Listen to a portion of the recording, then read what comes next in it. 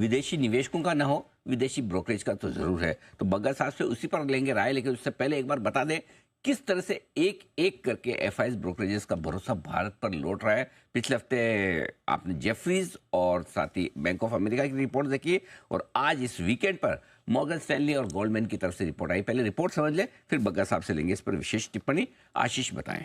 तो चारों रिपोर्ट्स पढ़ी हैं मैंने, और इसमें कॉमन पॉइंट दो मैंने भी पढ़ी थी, दो आज अब पढ़ूंगा आज वाली। Yes sir. हाँ तो बैंक ऑफ अमेरिका की तरफ से तो 11 स्टॉक की लंबी लिस्ट है। यस। अब मॉर्गन स्टैनली भी मान रहे कि भारतीय बाजार काफी हद तक ओवरसोल्ड है, और मार्केट फिलहाल आप देखें तो अच्छी खबरों को बहुत ज्यादा इग्नोर करके चल रहा है। मिसाल के तौर पर ये बता रहे कि बजट काफी अच्छा था, आरबीआई की तरफ से लिक्विडिटी बढ़ाने के जो कदम है इसे इग्नोर कर दिया, लेकिन साथ में जो कच्चे तेल में लगातार गिरावट आ रही है इसको भी फिलहाल देखें तो मार्केट इग्नोर करके चल रहा है। लेकिन ये बता रहे कि वैल्यूएशन के लिहाज से सेंसेक्स अब नवंबर 2020 के लोज के करीब पहुंच चुका है, तो कंफर्ट है यहाँ पर खरीदारी करने का। और भारत में अगर आप देखें तो ओवर द ईयर्स फंडामेंटल्स में काफी बढ़िया सुधार देखने को मिला है।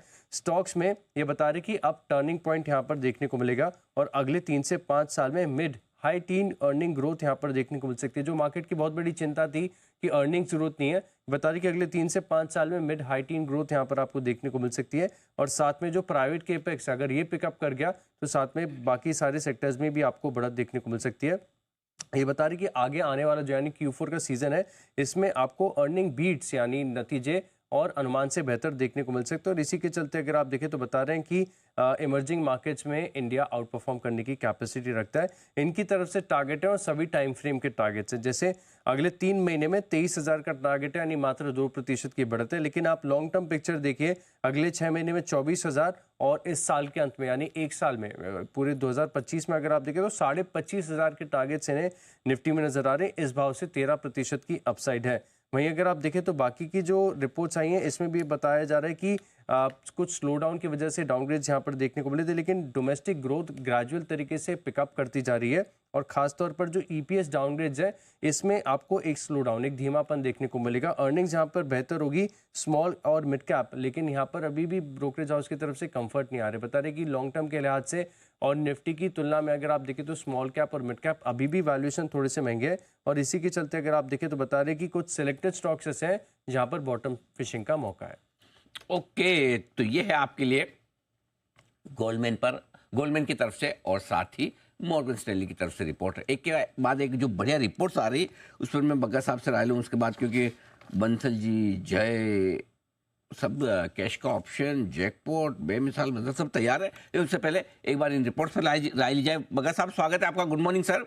बताएं सर, क्या एफआईज ब्रोकरेजेस फिर से भारत पर पॉजिटिव हो रहे हैं इस अच्छी गिरावट के बाद? और दूसरा इसी के साथ जुड़ा सवाल है, अगर ये पॉजिटिव हो रहे हैं तो अच्छी बात है, बढ़िया है, लेकिन फिर एफआई फंड मैनेजर कब पॉजिटिव होंगे?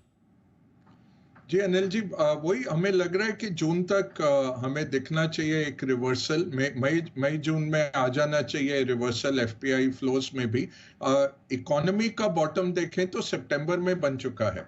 तो सितंबर में इकोनॉमी जो 5.2 था फिर उसको रिवाइज करके 5.4 किया है, वो हासिल हो गया था। और अगर कॉर्पोरेट अर्निंग्स का बॉटम देखें दिसंबर की तिमाही में हो गया। अब बेस इफेक्ट भी आएगा जून ऑनवर्ड्स, तो जुलाई के जो आंकड़े आएंगे वो और दमदार लगेंगे कॉर्पोरेट अर्निंग्स के, क्योंकि वो धीमापन जो आ रहा था कॉर्पोरेट अर्निंग्स में जून से शुरुआत हो गई थी, तो जून और सितंबर के आंकड़े बेहतर लगेंगे। मॉर्गन अगर आप देखें तो रिदम देसाई और उनकी टीम हर वक्त काफी बुलिश रहे हैं। गोल्डमैन थोड़ा अभी पलटवार हुआ है। पिछले साल वो थोड़े नेगेटिव हुए थे भारत में, बट अभी फिर से सिटी का अगर ईयर एंड का टारगेट देखें 26,000 का था उनका, तो वो ऑलरेडी ऑप्टिमिस्टिक थे, अभी और उन्होंने एक अपग्रेड किया है। तो ओवरऑल क्या दर्शा रहा है कि जो फिस्कल की तरफ सरकार ने काम किया, और स्पेशली जो दिसंबर जनवरी में बढ़ोतरी हुई है सरकारी खर्चे में, कैपेक्स जो है अनिल जी 91% दिसंबर में बढ़ा साल दर साल, जनवरी में 51% बढ़ गया। तो जो मार्च से जुलाई पिछले साल खामियाजा हुआ था इकोनॉमी को, वो कैचअप मोड में आ गया है। फरवरी के नंबर अभी निकल के आने हैं, बट लग रहा है कि खर्चा फिर से सरकार की तरफ से आ रहा है। दूसरा है जो कंजम्पशन का बूस्ट मिलेगा अप्रैल से, बजट के चलते। तीसरा, आरबीआई ने जो लिया है, तीन तरफा आरबीआई ने मुहिम छेड़ी है, लिक्विडिटी बढ़ाई है। लिक्विडिटी आप जैसे कहते रहते हैं, कई सालों से हमने डिस्कस किया, ऑक्सीजन है मार्केट के लिए अगर लिक्विडिटी है आपके सिस्टम में। तो आरबीआई ने लिक्विडिटी बढ़ाई है, मैक्रो प्रूडेंशियल ईजिंग की है। इसका क्या मतलब, जहां अगर आप कोई लोन देते थे आपको 100% रखना था रिस्क वेट, वो 125% से 100% पे ले आए हैं। सो जो 2023 में शक्तिकांत दास साहब ने टाइटनिंग किया था क्रेडिट का, उसको लूजन कर रहे हैं। तो ये मैक्रो प्रूडेंशियल ईजिंग आ गया। तीसरा, रेट कट तो किया ही है और हमें लग रहा है अप्रैल में भी एक और रेट कट आएगा आरबीआई के तौर से। तो फिस्कल मॉनेटरी दोनों चल रहे हैं। ऑन द ग्राउंड हम देख रहे हैं इकोनॉमिक रिकवरी आ रही है। जीडीपी नंबर अच्छा था दिसंबर का बनिस्बत सितंबर के।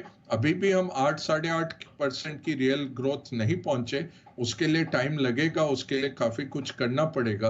बट अगर आपको 12 से 15% कॉर्पोरेट अर्निंग्स ग्रोथ मिल रहा है, तो विश्व के दमदार इकोनॉमीज में, सबसे बड़े इकोनॉमीज में ये आउट परफॉर्मर रहेगा। और पैसा जैसे अमेरिका से निकलता है, आपको दिखेगा कि भारत में हमें वो 9-10% का मार्केट शेयर मिलने लग जाएगा। ये है बग्गा साहब की तरफ से पूरी राय, एफआईएस की तरफ से जो रिपोर्ट्स आ रही उस पर, और आगे चलते हुए एफआईएस के एक्शन पर। थोड़ा अमेरिकी बाजारों में जो माहौल है उस पर भी राय लेंगे बग्गा साहब से। ट्रम्प साहब जो अब रूस